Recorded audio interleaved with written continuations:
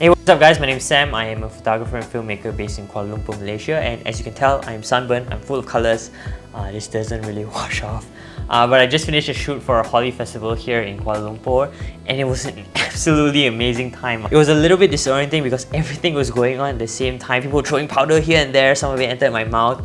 But it was such a fun time. And I just want to give a quick thanks to Perfect Plan for having us over. I was actually shooting together with a bunch of my EOS Youth Ambassador friends, Ruben and Barton. Links to their Instagrams in the description. We had loads of fun. I think we got some really good pictures. And since I'm kind of fresh out of this event, I thought I'd do a quick video talking about a couple of tips that I've learned throughout shooting this Holi Festival. So tip number one is how to protect your camera. I think this is probably the most important thing that a lot of you are curious and wanting to know. There are kind of two ways that you can go about it. First, you can go the more expensive and much safer route, which is to buy a water housing for your camera. That can cost a lot of money, and unfortunately I didn't really have the time, or I couldn't justify the budget of buying an underwater housing just for one single event. So I went with the more cheaper option, which was a DIY option. So what I did is I literally cling wrapped the entire camera, starting out with the lens, following up with the body. I taped almost every single joint that I could find, especially the ones at your lens, the filter here especially. Make sure that was tightened as well, make sure that no water or powder could get in. And then on top of cling wrapping, I also put it through a plastic bag, which I also cut a hole in front just to make sure that everything is as secure as I possibly can. The main bits, or what was very important, is that ensuring that every single pot or every single hole to the plastic bag, to the cling wrap, was all taped down so that no powder or water could get in. So the next tip is about gear selection. Now I understand that not everybody has access to high-end equipment or different kinds of lenses.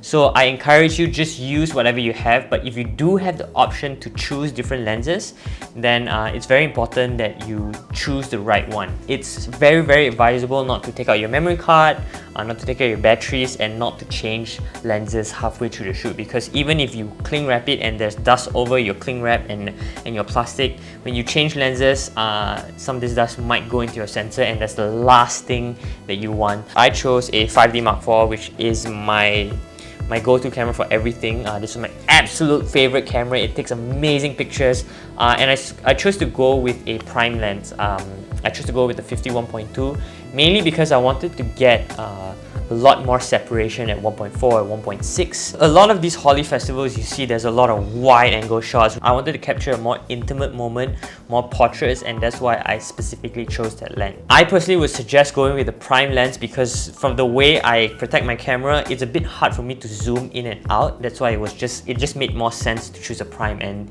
this was the most usable prime lens that I have.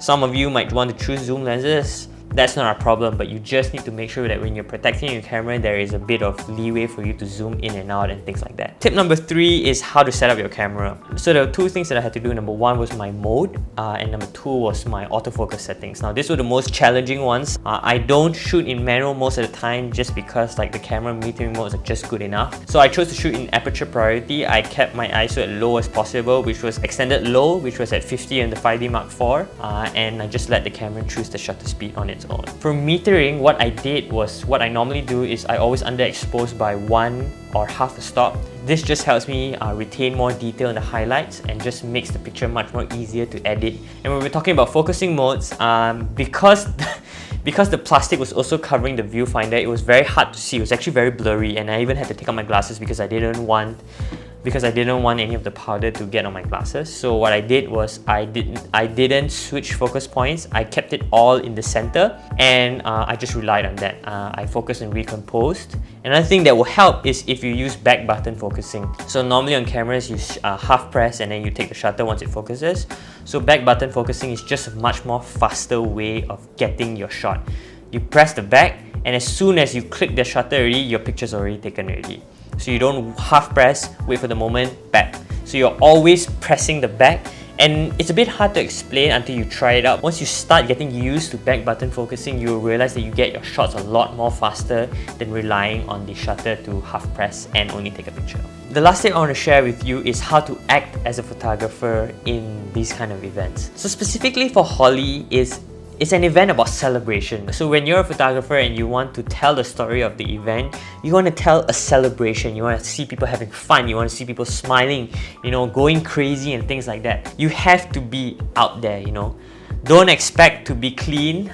This is what's gonna happen to you. You can't expect to like, okay guys, smile. Yeah, okay, good. That's good. That's good. You know, when you're taking pictures, you want people to have fun. You gotta be like, yeah guys, okay, yeah, give me a smile. Okay, everyone squeeze together. Be loud. Be expressive. Learn how to be in the moment. Take immersive pictures, because that's how you really capture the essence of what Holi is. Now, there were a bunch of photographers around that were shooting with tele lenses, and perhaps that's the kind of story that they were going for. They wanted to do this voyeur, kind of looking for the distance. Yeah, sure, if you feel that that's the kind of story that you want to tell, by all means, that's not wrong.